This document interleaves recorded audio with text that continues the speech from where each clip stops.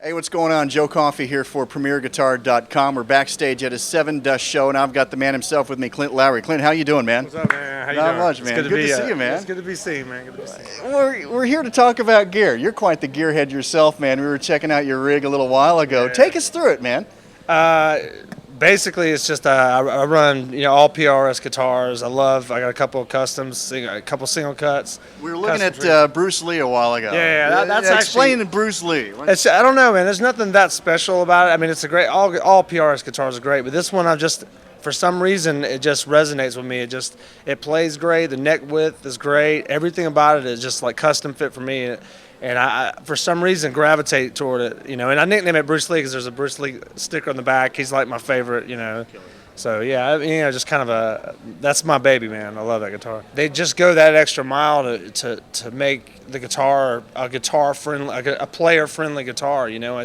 They play themselves. They're great. The wood's amazing. From the tuning keys to everything. I mean, they put a lot into it, man. And plus, I don't know, man. I played one 13 years ago and fell in love, man. I can't play anything else, man.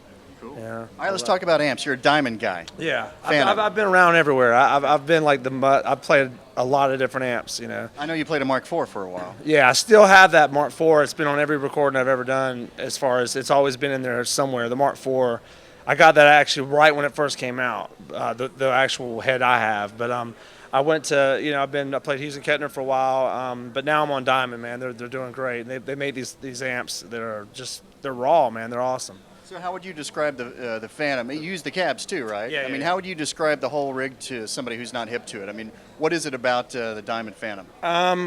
It's got a lot of bite. It's John, the other guitar player, he uses Randall, and there's a lot of low end in that.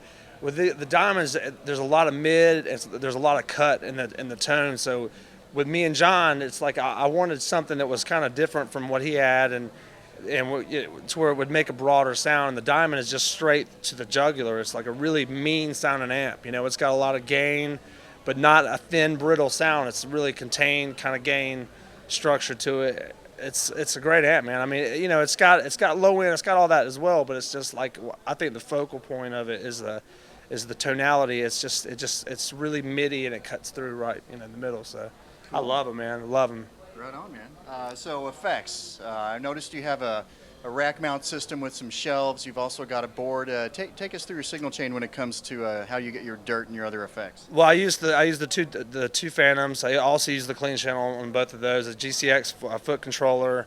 I have a Phase 90. I have a delay. TCX Electronics delay in there. I have the whammy. Actually, I use a volume pedal for that for the expression on the whammy, because the whammy is like I would stomp on it a lot. The actual Digitech whammy I use, and it just didn't have a lot of durability to it. So I kind of through the signal I use the expression pedal because it's a little more durable. So I got that through the MIDI, and I don't know, man. I got a few different. I got the delays. I don't have that many effects. I have a chorus pedal, envelope filter, a couple of specials in there, but not like there's not a million pedals going on. There's just a few. I use a lot of delay on the live shows now, and it depends on the set we do. But on this particular tour, I don't have that many effects going on. But still, I mean, I have to have some ear candy in there. You got to have something to make it special. So what is your signature tone? Like what's your waffle tone signal chain?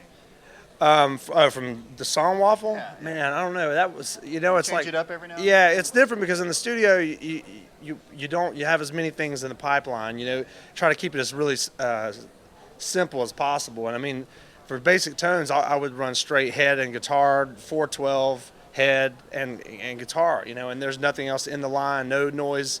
No noise compressors, anything. It's just a really tight, tone with nothing at all. But I mean, live is different because you want to make it a very quiet amp. Because you got buzz noises, you got issues that go on out here, especially when you don't know what the power is going to be like. Some days you don't know if you have, sometimes you have this really insane buzz out of nowhere. So you got to try to make your amp, durable for those kind of things. So it's you got to do different things, but in the studio, it's a very clean path. It's just a head, guitar for the basic tones. Tell us, what should we look out for in the future from you guys? Europe is like a market we've never hit. You know, we did a few small things like 10 years ago. Now this year we're doing Rock 'em Ring, Rock 'em Park, Download, a couple of festivals in Sweden. We're really going to try to introduce ourselves over there, which is weird because we've been here 12 years, you know. But now, Europe, we need to kind of get away from the States and break ourselves in different places, and we're just like going hard at Europe. This whole year we're going to be doing that. We're going to go do the summers, headline in the fall, then maybe come back over with someone else next year before the record drops over here, and just, because the fans in Europe, man, I went over there with the Korn guys. They're unbelievable, man. They're great here. I mean, that's our fan base here, but there's people, but they really appreciate music, and we want to get over there, man. Last question. What do you want people to know about you as a player? We talked about your gear, but you put an awful lot of work and experience into your sound. When people describe you, what do you want them to say? I mean, what is it about you as a player that makes you who you are? I mean, first off is I love the art of soloing. Sevendust Records, when we first came out, there wasn't a lot of guitar solos, but I grew up in the Steve Vai, Dimebag. Dimebag was later, but Adrian Smith and Dave Murray and Yngwie and Paul Gilbert and all these different the Shredders. That's what I grew up listening to, and Eddie Van Halen. Just it goes on, but I love soloing. I spent years and years woodshed, and then there was this era where people weren't doing a lot of guitar solos, and I'm like, I'm gonna go back. Now there's some cats doing it and playing these solos. I'm like, I'm gonna get into that world again. It was something that I always did, and was always told by producers, don't do a solo here. It's kind of guitar masturbation. I'm like, well, if you do it right, Dimebag did it the best. He didn't do just speed for speed. He did it tastefully and creatively. And that's what I want to do, man. I want to have those solos where you sing them, and that's what I can do that. I've worked many hours like woodshed like the rest of the guys do, and I'm going to do it on this next record. I'm going to try to do those air guitar solos, where people get into it, So we'll see. Right on. We look forward to it, man. Yeah, absolutely. Good luck in Europe. We're looking forward to the show here tonight, man. Yeah. All right, take care. Peace. It's Clint Lowery with Sevendust. I'm Joe Coffey. You're watching PremierGuitar.com.